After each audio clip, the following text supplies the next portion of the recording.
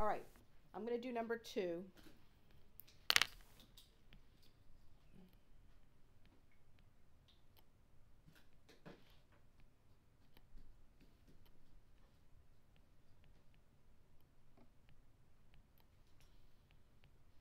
I copy it right? Yep. Okay. What's the difference between the top and the bottom of this problem? The parentheses, which means they're all cubed. Yes, everything gets that cube, okay? And when we have a cube on the outside and exponents on the inside, what do you do with those exponents? Multiply or add? Multiply. You add if there was an m to the cube there, then you would add the 2 m's. But if there's no variable next to the 3, you multiply, okay? So we're going to give that 3 to everybody. So it's going to be 2 cubed, m to the 9, n to the 6, over negative 18, m to the 5th, n to the 4th. So 2 cubed is what? 2 cubed is 8, m to the 9th, n to the 6th, over negative 18, m to the 5, n to the 4. The number part's easy. You put it in your calculator and hit math, enter, enter, and you should get negative 4 ninths. So the negative 4 goes upstairs and the 9 goes downstairs. Go ahead and do that in the calculator. Make sure you know how to do that. All right, so now we look at the m's. Where are there more m's? There's more m's on the top. So how many more? 4. And where are there more n's? On the top as well. So 2 more on the top. And that is your final answer. Okay, so when you're factoring, this is all from last year, but everybody's kind of bad at factoring, especially when they first come back at the beginning of the year. When you're factoring, the first thing you look for is a GCF, something that everybody has to give. So on the top row, what does everybody have that they can give? 2 x's. X squared. Very good. So we're going to pull out the x squared, and we have x squared plus x minus 2 left. What about downstairs? What does everybody have that they can give? X squared as well. 3 x's. 3 of them. They each have 3 they can give. And that would be x minus 1. Because if you pull out the whole thing, you put a 1 in its place. Okay? Now we look at the top again to see if we can factor it further. The top is a basic trinomial. So we ask ourselves, what times what is negative 2 and added together is 1? Because that middle number is really a 1, 1x. So what times what is negative 2 and added together is 1? What times what is negative 2 and added together is 1? Perfect.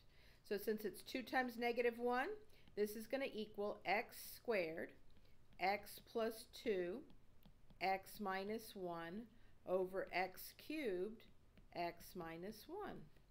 Now everything is factored down to its bare bones. So now we're going to look and see what we can cancel. You can't, when things are in parentheses like these two and this one, you can only cancel either the whole thing or nothing. But look at this. We have an x minus 1 and an x minus 1 we can cancel, right? And where are there more x's over here? On bottom. How many more? By 1. All right, so this goes away, and this is going to be just a plain x. So the answer is going to be x plus 2 in parentheses over x. Let me record. I am going to rewrite it as a division problem first, and then I'm going to start factoring. On that x squared minus 4, that's difference of 2 squares. Does anybody remember how to factor that? So it's x plus 2, x minus 2. Does anybody remember that from last year? Sure. That's difference of 2 squares. The bottom one here is a GCF. What can I pull out of both of those numbers? X, and I have x minus 2. And then I'm going to flip it. How do I factor this? What times what is 4? Added together is 4. 2 times 2. Huh? It's 2 times 2. X plus 2 and x plus 2, right? And down here we have x plus 2 cubed. There are 3x plus 2's that can go with these 3x plus 2's down here. Does everybody see that's the same? X plus 2 cubed is the same as x plus 2 times x plus 2 times x plus 2. And then we can cancel this x minus 2 here. Yeah, because it's one upstairs, one downstairs. You cancel one for one. So what's left upstairs? Nothing. So what do you put in its place? A 1. A 1 over x. So that ugly thing equals 1 over x. The first two, that first column are GCF. So let's do GCF, and if we can go further, we'll go further. But if not, we'll leave it alone. What can I pull out as a number from 3 and 12? What goes into 3? And how many x's can I pull out? 1. So we have 3x came out. There's just one more x left here, right? Plus 4, because I got the x and the 3, so it's 4 times 3 times x. And that can't go any further, so he's done. What about the bottom one? What number can come out? 7. 7. And how many x's, Krug? 2. Thanks, Krug. Yay. And so what's left? If I take out an x and two x's and a 7, how many x's are left here? 2. Mm-hmm. And 7 divided into 21 divided by 7 is? 3. 3. And I took out 2 of the 3 x's, so we have that left, right? And plus 7 goes into 14 2 times, and the x's are gone. Now we ask ourselves, is this a basic trinomial? This is actually a combo. What times what is 2 and added together is 3? 2 times 1. What times what is 2 and added together is 3? So this is going to be 7x squared, x plus 2, x plus 1. And that's its final resting place.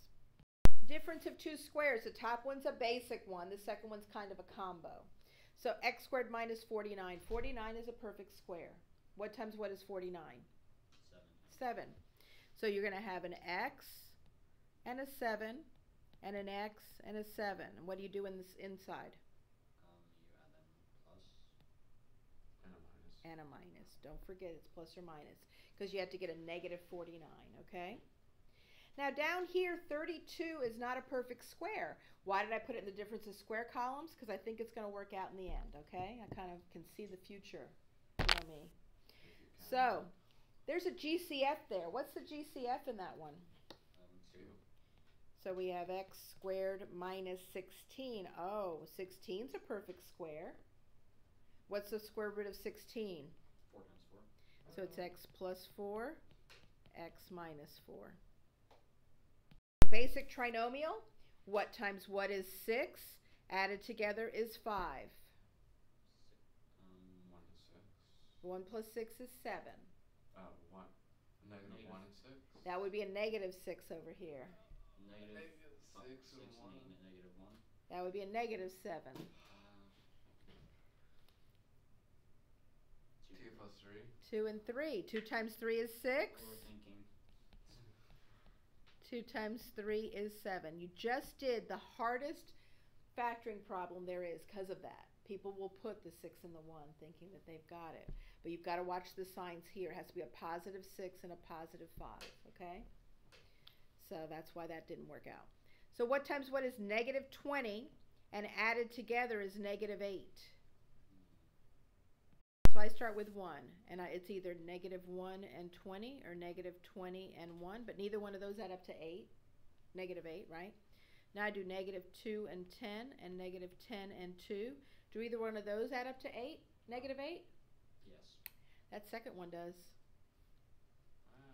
So it's going to be x minus 10 and x plus 2.